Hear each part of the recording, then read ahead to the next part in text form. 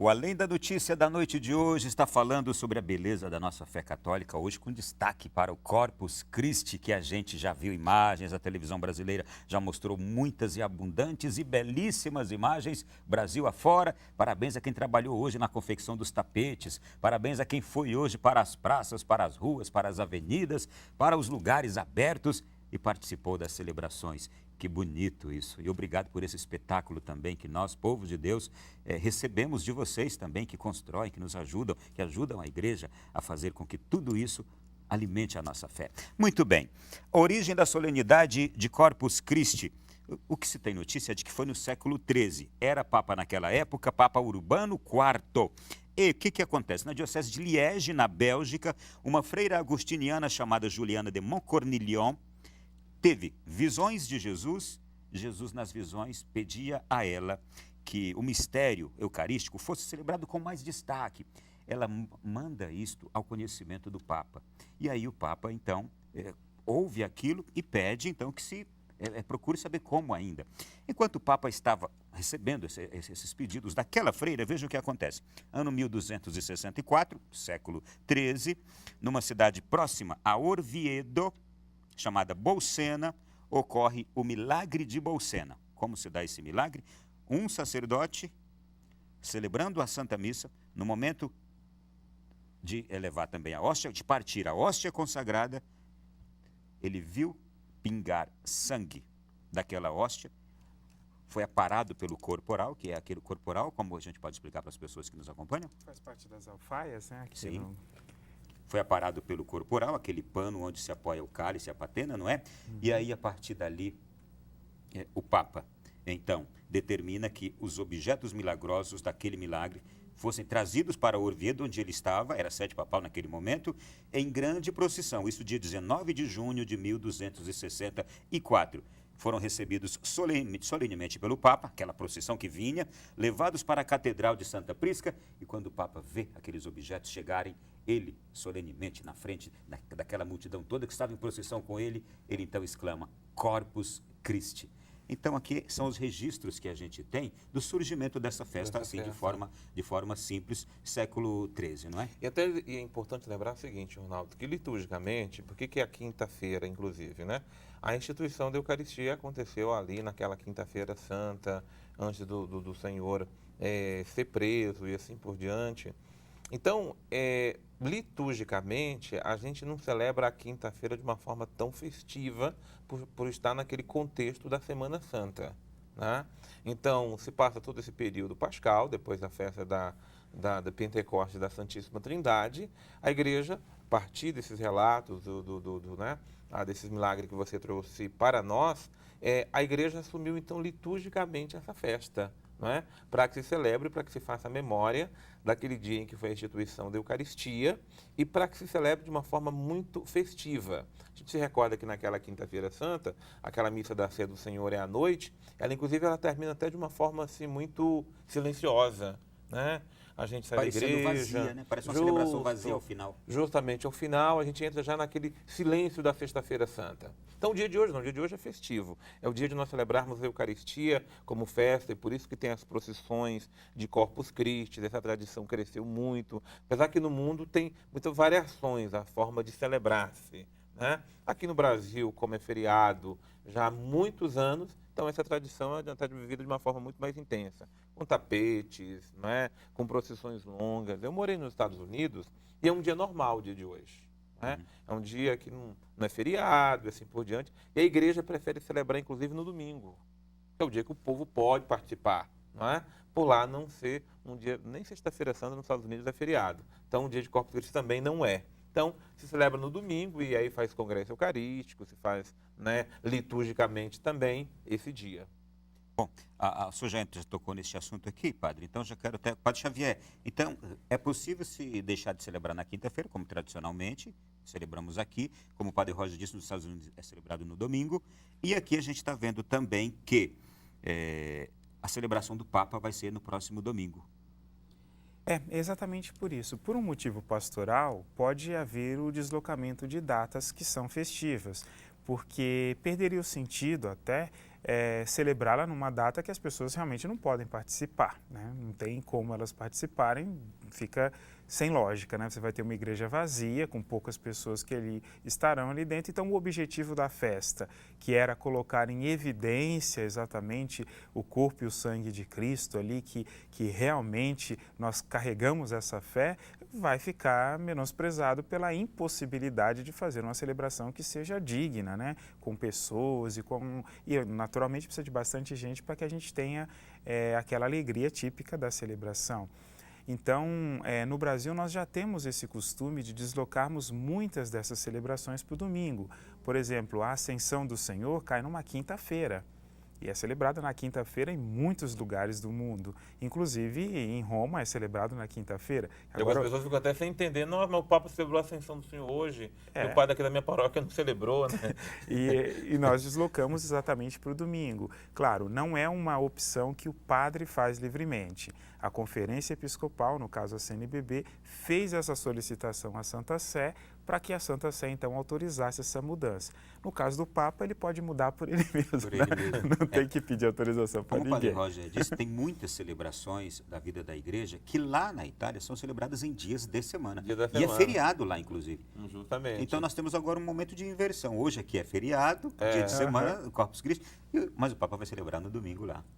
Aliás, aqui apenas a título de registro, até 1978, Paulo VI celebrava em várias partes da cidade o Corpus Christi, em lugares diferentes na cidade, não era num lugar único. Sim. Também por mais de 40 anos, desde 78, quando entra João Paulo II, Corpus Christi foi celebrado sempre na Basílica de São João de Latrão, ali via Merulana, em Roma, percorria-se toda aquela via, em cima de um carro, de um caminhão, ia sempre o Papa de joelhos, Jesus aqui à frente dele, ia se passando naquela via até chegar na Basílica de São João de Latrão. E agora, este ano, Papa Francisco está mudando, levando para Óstia, onde, inclusive, Paulo VI já celebrou também no começo de seu pontificado, em Óstia, na Itália.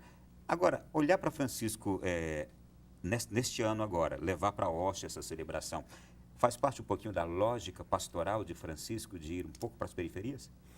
Sim, é porque essa festa tão bonita assim que temos de Corpus Christi, marcada inclusive pela procissão, que é a maneira de sair de dentro da igreja, né? Se sai, se faz, na verdade é a única procissão com o Santíssimo mesmo que faz parte da liturgia, onde nós temos essa manifestação de maneira mais explícita.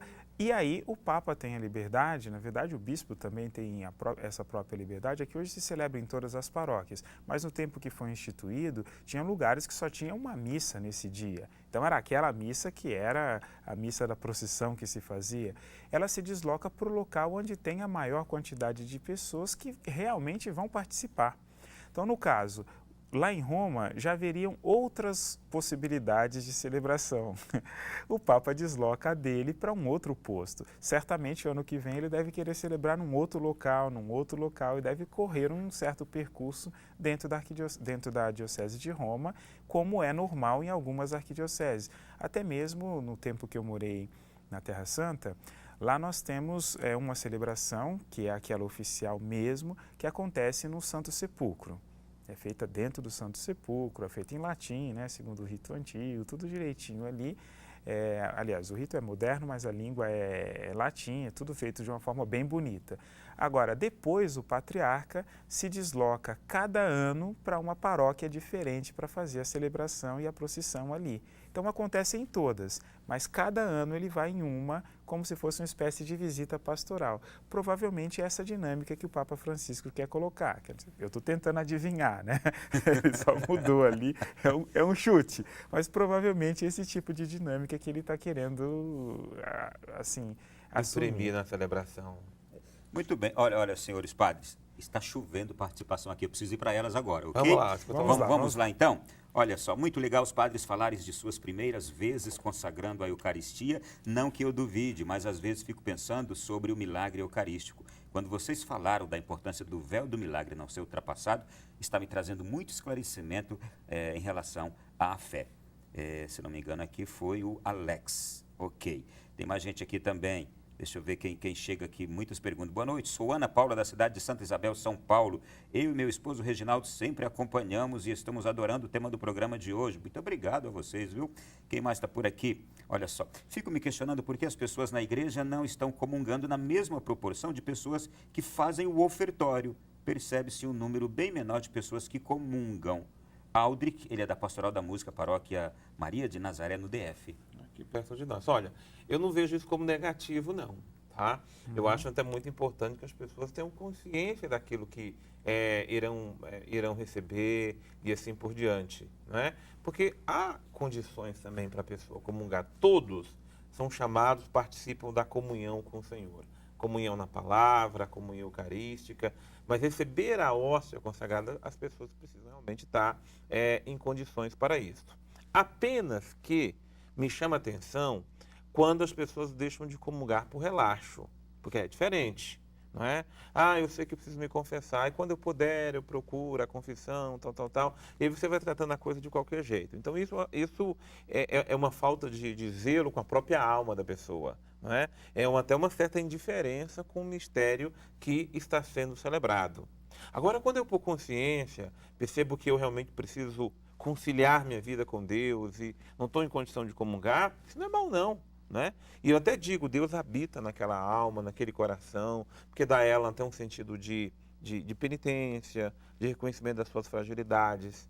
Só não acho que nós devemos deixar de comungar por relaxo, por não cuidar da nossa espiritualidade.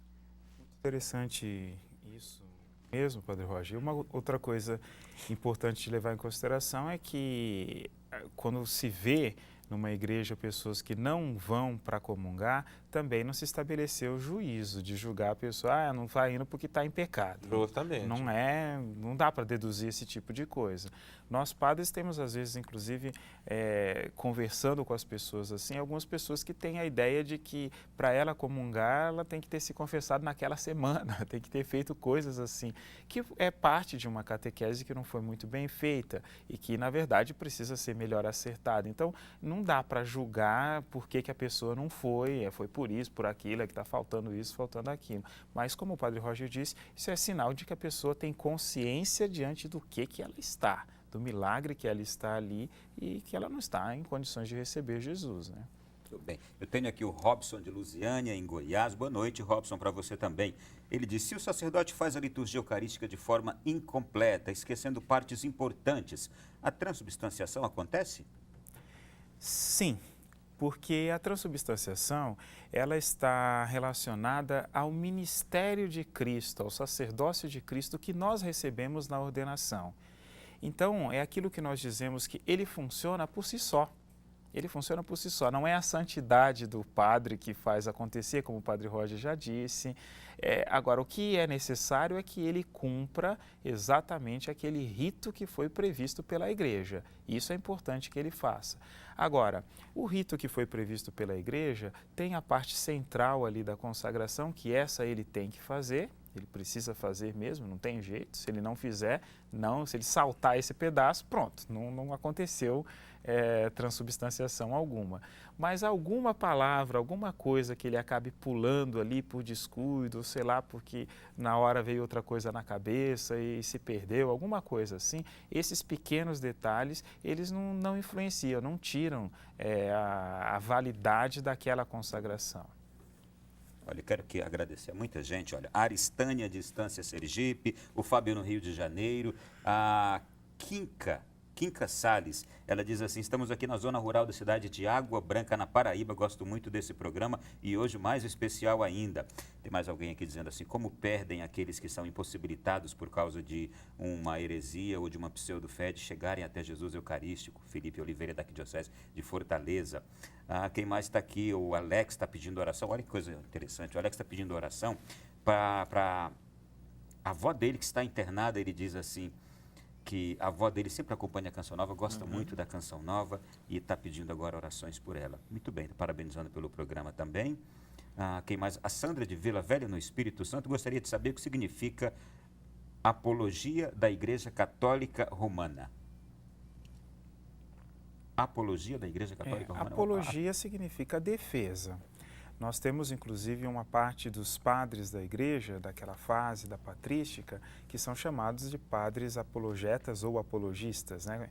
Que são aqueles que vêm em defesa da fé. Então, assim, não sei se ela está diante de uma situação mais específica, mas a expressão dela quer dizer defender a igreja, quer dizer, diante de uma acusação, alguém que se posiciona e explica as coisas ali, uma função de defesa. E justamente porque muitos apologistas, justamente, eles escrevem tratados contra as heresias, não é? Então, aí existiu muitos... refutação. Refutam essas heresias e muitas delas foram justamente combatendo. Aí eu queria lembrar, inclusive, São Justino, gente. São Justino é ali do segundo século, né, da nossa fé. E ele tem um tratado maravilhoso sobre a Eucaristia.